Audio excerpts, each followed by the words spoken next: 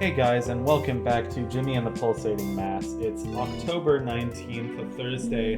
I can't believe it's October 19th already. October has kind of flown by, to be honest. Although not entirely. I mean, it's been a interesting month with lots of struggles, personal and otherwise, but I'm glad we are where we are, and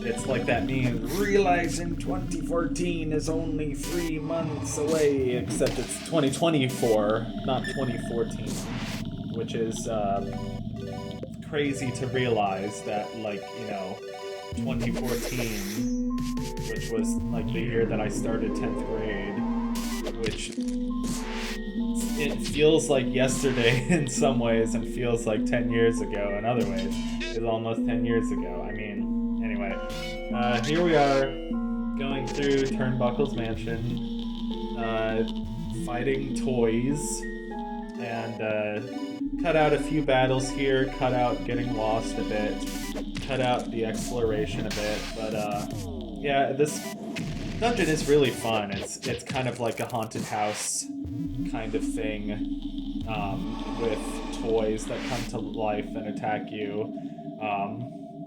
Some really interesting battles here and interesting puzzles. We finally caught up with that doll. She's in the medical room for a tummy ache. How relatable.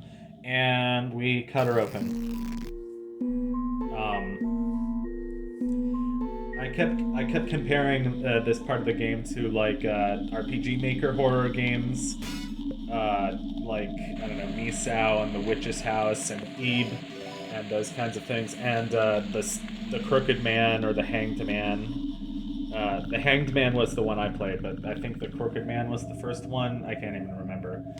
Um, but it also kind of reminds me of Frambeau, a game that I started and then promptly stopped playing just because I don't know, just because it was kind of frustrating. But I want to finish Frambeau at some point. It seems like a really cool game. Do I have airplane mode on? I just have airplane. Oh no, I didn't. Don't have airplane mode on, but that's okay.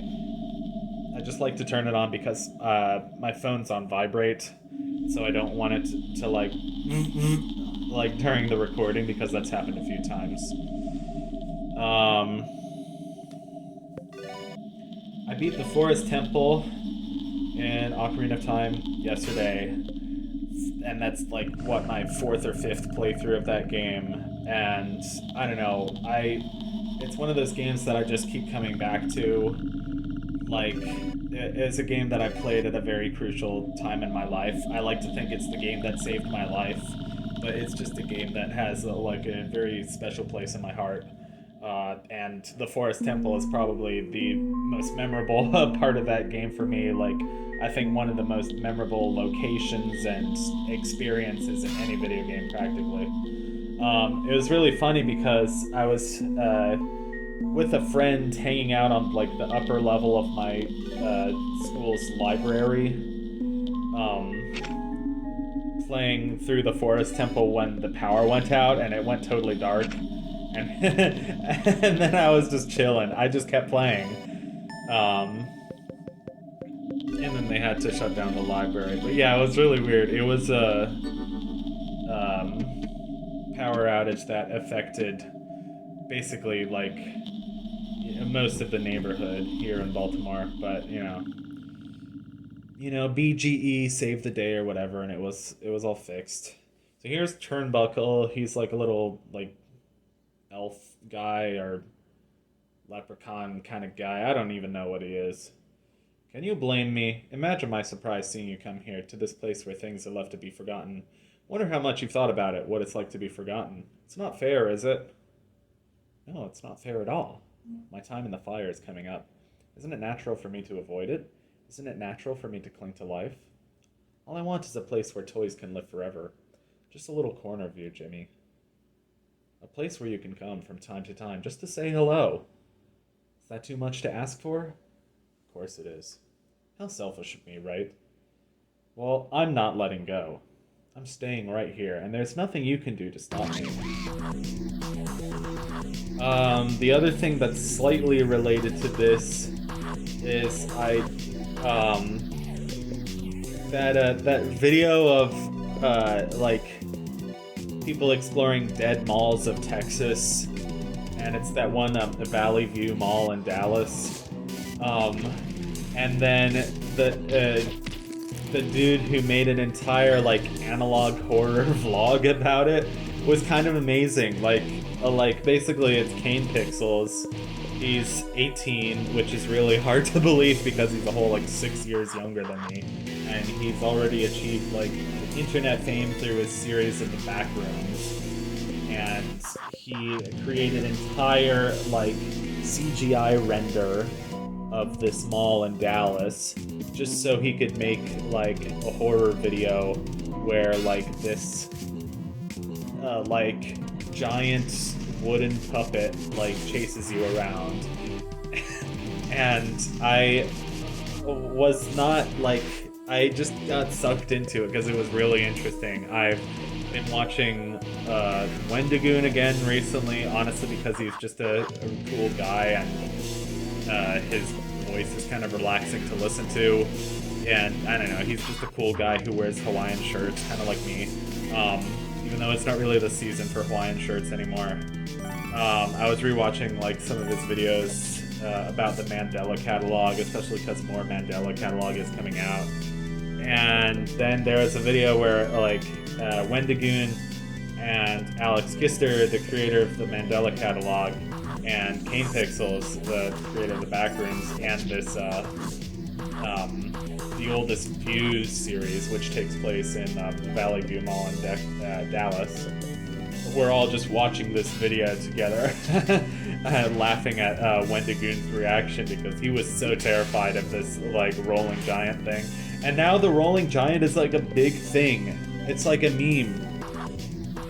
Like it started out as like, you know, this botanist who moved to Dallas in like the late 19th century and then had a park named after him in Dallas, and then had a puppet of him made by like Dallas residents, and now he's like the horror character. It's like, it's so funny to me. But yeah, I don't know.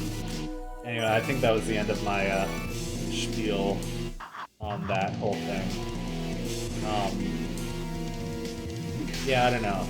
Just some things line up perfectly, like at certain times of year, and it's just nice to see. Like, I started playing this game because it's one of my favorite games of all time, and I thought the beginning of the school semester was as good of a time as any. Well, I actually started this before the school semester started. Like, I started recording this playthrough when I was on vacation, and or not really vacation, but, you know, quote-unquote seeing family-cation in Ohio near the end of July. This counter is pretty deadly. Oh yeah, this was hilarious. We're gonna finish him off with a super ball. Watch this. I mean, his counters were pretty deadly and they took out both Jimmy and Buck.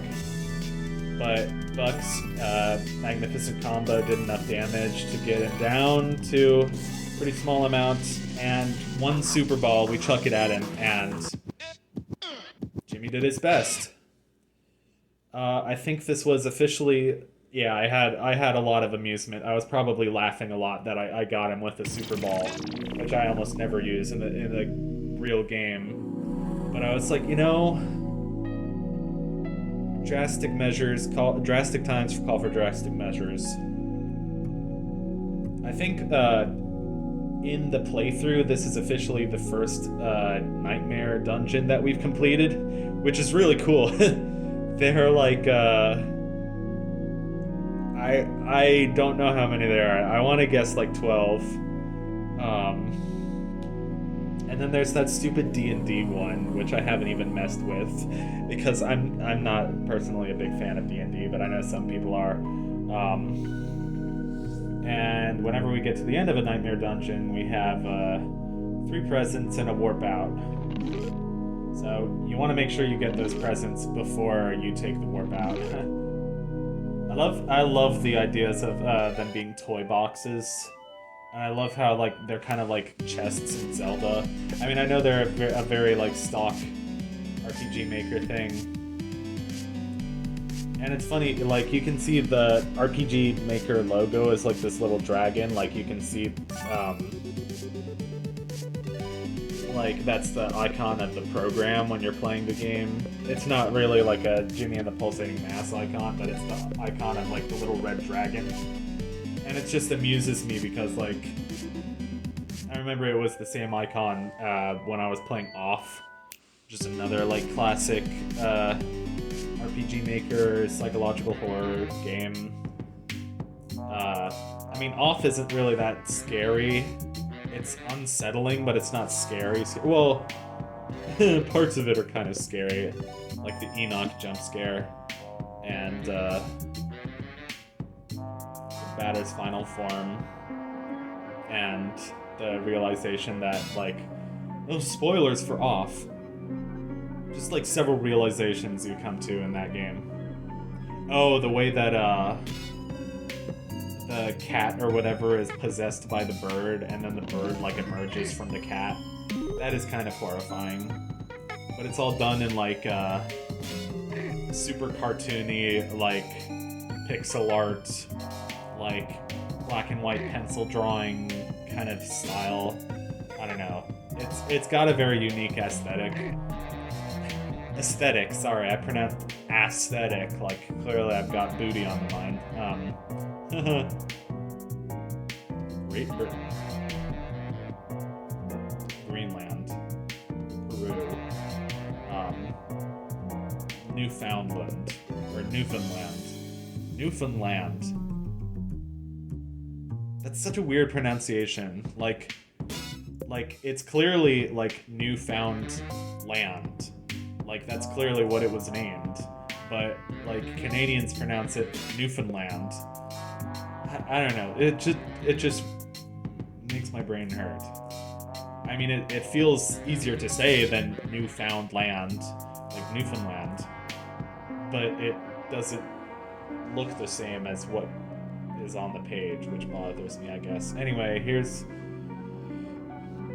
That dungeon is completely optional. Also, like, you can defeat Turnbuckle's army just by, like, fighting it. But this is the guy who, like, you know, this is Whispering Valley, and it's the place, it's like the land of forgotten toys, which always reminds me of Rudolph the Red-Nosed Reindeer. Like, this is the island of misfit toys, or whatever. Please ignore my awful singing. This is such a cool piece of music, by the way. Like, if I heard this on a, like, modern jazz album, I would be, like, grooving so hard to this. And the fact that it comes from, like, a super niche, like, obscure indie game made by one guy who did all the, like, who designed the game and wrote all the music himself is really just wonderful. Yeah, or himself, themself. I keep assuming Casey's a guy. I don't know.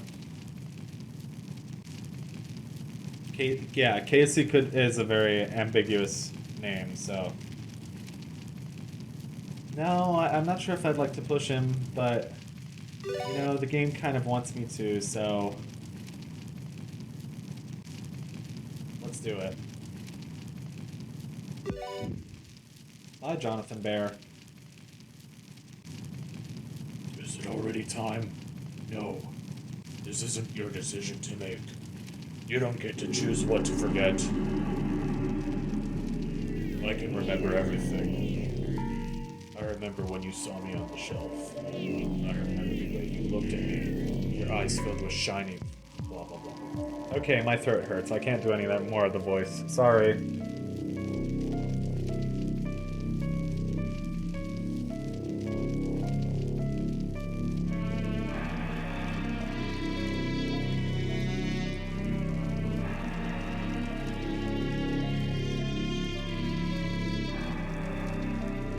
Sweet and deep like the muck at the bottom of an ancient swamp. I love that. I love that prose. But like, that's such a terrifying image. Ugh. Like, the prose is so well done in this game. Like, it's so expressive and so rich with imagery and emotion and ideas. Oh, Jimmy, I can't find your favorite toy anywhere. I'm sorry. After we had just found him, too. I know how much it meant to you with Grandma giving it to you and all. This is a whole thing because Grandma didn't give it to him. Jimmy stole it at a young age and has lived with the guilt this whole time. And Jimmy's like maybe 8 or whatever, so like, I don't know, he's, or maybe 9. He stole it when he was like 5 or 6, I think. Anyway, I don't really know. I'm kind of riffing the lore of this game because I kind of know the lore of this game. But it's just really fascinating to me that his mom thinks that he got it through legal means, and meanwhile he's like living with the guilt of his favorite toy being stolen by himself, and like Jonathan Bear becomes this really terrifying, compelling villain. So welcome to this abandoned mall, which is not in Dallas, but you know, abandoned malls are really cool settings. We go in this little store called Dreams, and it's just a bunch of beds. Might as well take a little nappy nap. Do you remember all of that, Jimmy? Of course you do. Because I won't let you forget. And we hear one of my favorite tracks in this game, TV Static. No, it's this charming little bossa nova. Let's see, once we get away from the TV static, we'll hear it. But we'll have to hear more of this tune on the next episode of Jimmy and the Pulsating Mass, because we have to end things right here